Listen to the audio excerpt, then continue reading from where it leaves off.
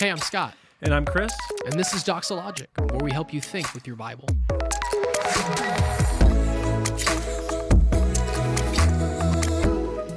The last one, the person writing the question gave us a little bit of context, so it's a little bit longer, so bear with me.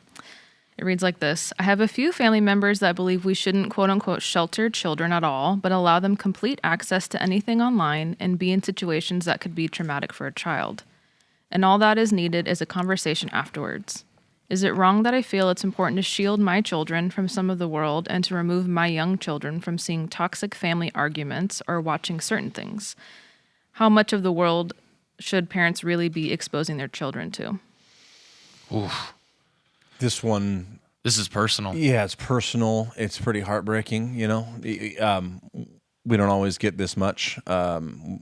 And so I just want to say to this person, if you're going to watch this, whatever else we may say in this next several minutes, if you go to Doxa, assuming you do, I'd really encourage you to reach out to somebody and not stay anonymous about this. Hopefully you have people around you. And if you don't, you need to get us around you, us meaning leadership and counseling and small group involvement, because listen, that background with your family is, it's devastating. Yeah. And really, I'm burdened for that person. So to encourage them right out of the gate, your inclination is right. You ought to protect them. The word shelter is, it's a ploy of certain. It's a ploy of a certain kind to make you feel guilty for something that is absolutely in your authority and your responsibility under God to do for your kids. And so choose a different word, and even if you can't, and that's what they want to throw on you, live with it. You are a shelter, in a sense, to protect from the world and its influences for a time, obviously. I'm going to assume these kids are under 10. Let's just frame it like that, right? At least under 10, if not even younger. And I just want to say your inclinations are absolutely right. I think part of the problem in our day is it is stunning how normalized just profound wickedness is. Yeah. Like we, without knowing, just think about how much has moved just since we've been alive. I remember days in high school, it was a big deal to even talk about certain subjects now that are like, a dime a dozen. No problem. The culture tends to move and we normalize and we make wicked things okay, right? And we even start to moralize wicked things. And so that's where you get these kind of I don't know which you said it was a ploy ploy. of a certain kind. Yeah, it is. It's something like sheltering sounds like almost like a bad thing. It's like what you used to say about homeschoolers. They were just afraid of the world kind of thing. And this doesn't sound like anyone who's afraid of the world in that sense, but you should have a healthy loathing and disgust for worldly things and a healthy desire to want to protect your kids and respect the providence of God and their own human development. That's another thing as well, is that you are accelerating them by having no protection. You are allowing them to progress with things that they're taking in that they don't even have the capacities to understand. You're just moving far past. They don't have any tools to even interact with that kind of stuff. And so I think the picture in Scripture is so clear. There's so many passages you could go to, but Ephesians 5 just jumped off the page to me. Therefore, be imitators of God, first and foremost. That alone, right? God hates wickedness. God dispels the darkness with light. Be imitators of God, in fact, speaks of children of light, as beloved children, and walk in love as Christ loved us and gave himself for us, a fragrant offering and sacrifice to God.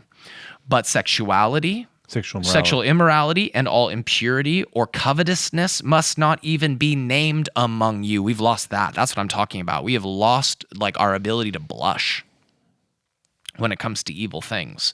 We've lost the ability to think, man, that's not even something we should be okay to or be comfortable to talk about. Right. It's a certain level of indecent that is just should cause us to be silent.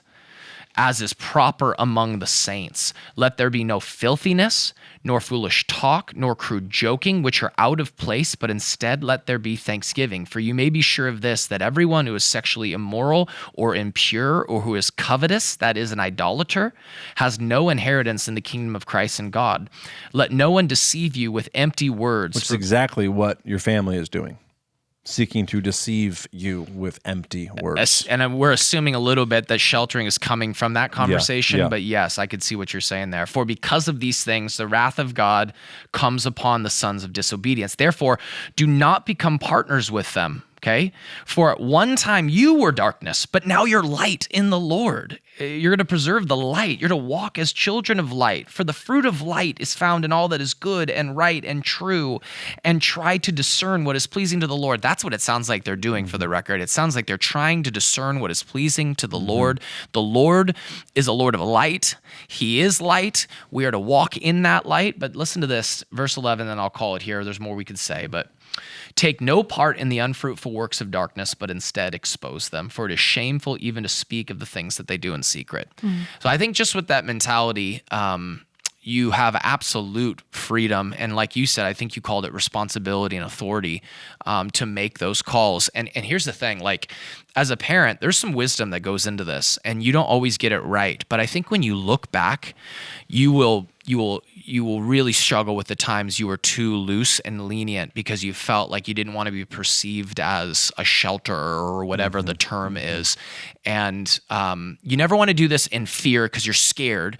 Right. You want to help bring your kids up in the nurture and admonition of the Lord. Ephesians 6, yeah. Which is the next chapter. Yeah, that is appropriate to how they're developing. Listen, you live in a broken world, a sin-cursed world, and so there's no fully keeping your kids protected from everything. That's also just an illusion. That's a pretend thing to think Christian kids could be kept from everything. But what you do instead is you monitor that, you make good, godly, strong at times decisions and protection of your kids so that you can help them work through those things and come to an understanding of not only how to understand what's going on, but how to be wise in the way that you should respond to something, or that your kids should respond to something.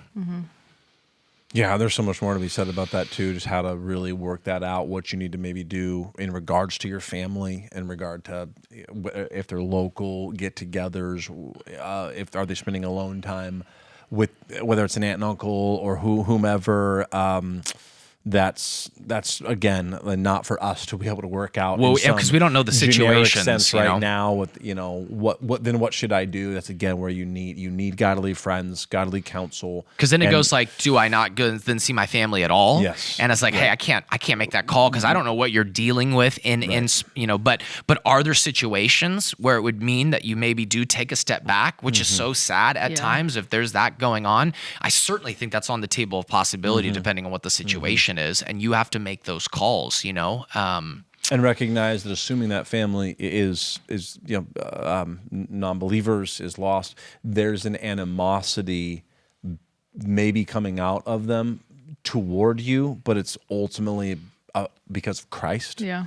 If they can see how you're living so different and contrary to them, and even raising your own kids so contrary to how they're raising their kids, and then they're going to heap certain scorn sometimes and name calling, whether it's sheltering or righteous or goody two-shoes, whatever it is, and you may need to bear up under that. But this is why I go back to: do you have people around you? Do you have godly counsel in your life? Do you have people that support you and the decisions that you're making and are helping you walk through the specifics, which is what we're just limited on being able to do right now. That's so helpful. Thank you, guys. You've been listening to Doxologic, a podcast by Doxa Church in Rockland, California. To learn more, visit us online at doxa.church.